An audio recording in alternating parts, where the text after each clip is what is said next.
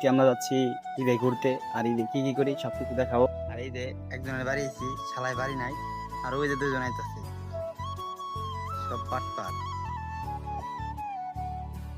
সামনে ক্যাব পড়া রাত আমারটা বড় ডাক পারছি, তারপরে শালায় কিরমটা লাগে। গাড়িতে আমরা সব বন্ধুরা মিলে যাচ্ছি, তোরা তারপর কোথায় যাবো নাই সব দেখছে থাকে।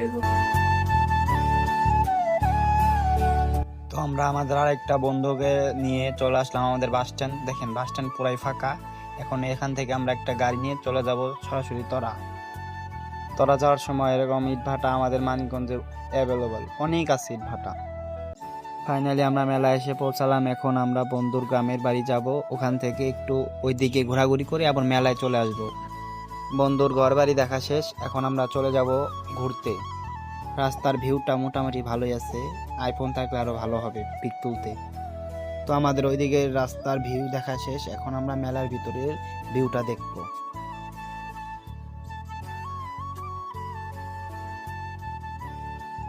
তো আমরা ছবি উঠাইলাম, এখন আমরা মেলার ভিতরে ঘুরবো আর দেখবো এলাকার কেউ আছে কিনা। বন্ধুকে বললাম তোর গার্লফ্রেন্ডের লেগে চুরি কিন। সে গেল দোকানে, কিন্তু হুট করে জানতে পারলো তার তো গার্লফ্রেন্ডই নাই। বন্ধু তার নিজের এলাকায় গিয়ে সেই ছোট্টবেলার হারিয়ে যাওয়া শৈশব খুঁজে পেয়েছে। শুধু সে না, আমরাও খুঁজে পেয়েছি।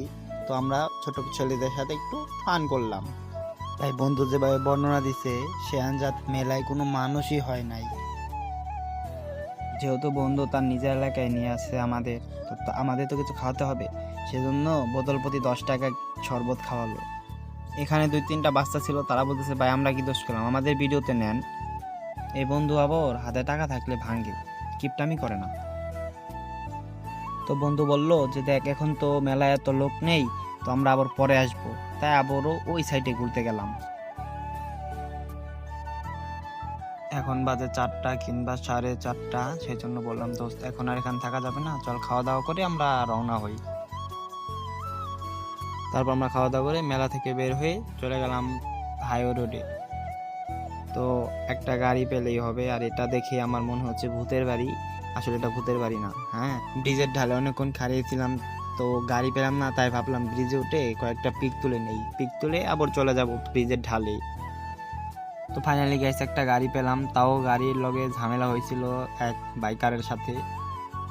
পরে সেই ঝামেলাটা মিটমাট করে আমরা রওনা হলাম আমাদের মানিকগঞ্জের উদ্দেশ্যে। তো মানিকগঞ্জ নেমে আমরা সরাসরি চলে যাব যার যার বাসায়। এটা হলো আমাদের মানিকগঞ্জের উপজেলা। এই উপজেলা গেট হয়ে আমরা ওই পাশে যাব, ওই পাশ থেকে গাড়ি নিয়ে সরাসরি চলে যাব বাসায়।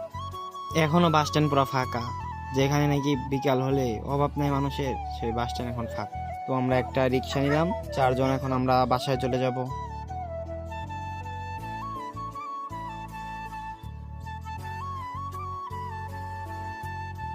তো ফাইনালি গাইস আমরা মেলা টেলা ঘুরে ঈদের ঘোরাঘুরি শেষ করে চলে আসলাম বাসায়।